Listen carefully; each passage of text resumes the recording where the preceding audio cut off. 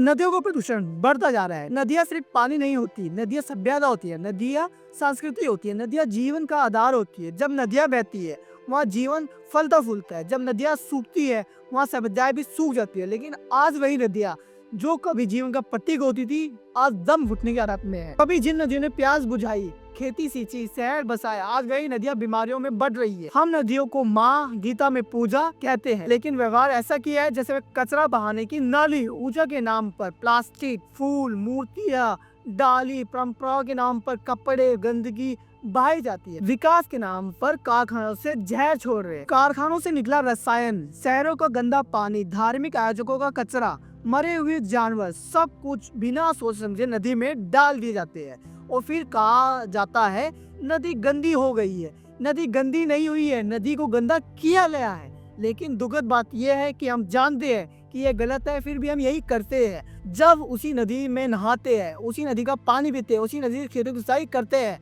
और उसी नदी में अपना कचरा बिना शर्म बहाए जा रहे हैं। यह केवल नदी प्रदूषण नहीं, यह हमारी सोच का प्रदूषण है। जब नदी जहरीली होती है तो खेत जहरीले हो जाते हैं, और खेत जहरीले होते हैं तो अनाज जहरीला हो जाता है, और जब अनाज जहरीला होता है तो इंसान बीमार पड़ता है। यानी नदी अकेली नहीं मरती, नदी के साथ पूरा समाज धीरे धीरे बीमार होता है। हम अक्सर सोचते हैं नदी तो बहती रहती है, थोड़ा कचरा डालने से क्या होगा, लेकिन ये थोड़ा थोड़ा करके नदी को मार देता है। नदी शोर नहीं करती, नदी शिकायत नहीं करती, नदी बस सहती रहती है। और एक दिन जब नदी मर जाती है तो हम पूछते हैं ऐसा कैसे हुआ। यह ऐसा हुआ क्योंकि हमने समय रहते रुकना नहीं सीखा। अब केवल भावनाएं काफी नहीं है, अब केवल नारे काफी नहीं है, अब जिम्मेदारी चाहिए। पहला, नदी कोई कचरा डालने की जगह नहीं है, जीवन की धरोहर समझिए। जो नदी हमें जीवन देती है उसे गंदगी लौटाना अपराध है। दूसरा, पूजा विसर्जन और संस्कार आस्था के नाम पर प्रकृति को नुकसान ना पहुंचाए। जो धर्म को नष्ट करते हैं वह अच्छा धर्म नहीं हो सकता है। तीसरा, घर और कारखाने का गंदा पानी सीधे नदी में छोड़ना सामान्य बात ना समझी जाए, उसे रोका जाए और केवल इसके लिए जवाबदारी तय की जाए। चौथा, नदी के किनारे रहने वाले हर व्यक्ति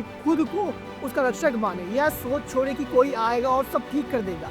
पांचवा, बच्चों को सिखाए कि नदी तस्वीर किसी की जगह नहीं, सम्मान और संरक्षण की जिम्मेदारी है। और सबसे जरूरी, नदी को बचाने के लिए किसी आंदोलन, किसी विशेष दिन या किसी आदेश का इंतजार मत कीजिए। आंदोलन आप स्वयं बनिए। जिस दिन नदियाँ पूरी तरह बढ़ जाएगी उस दिन कोई तकनीक, कोई सीधा, कोई जिंदा नहीं रख पाएगी। नदी बचेगी तो खेती बचेगी, खेती बचेगी तो भोजन बचेगा, और भोजन बचेगा तभी जीवन बचेगा। नदी को बचाना कोई विकल्प नहीं, ये हमारी मजबूरी है।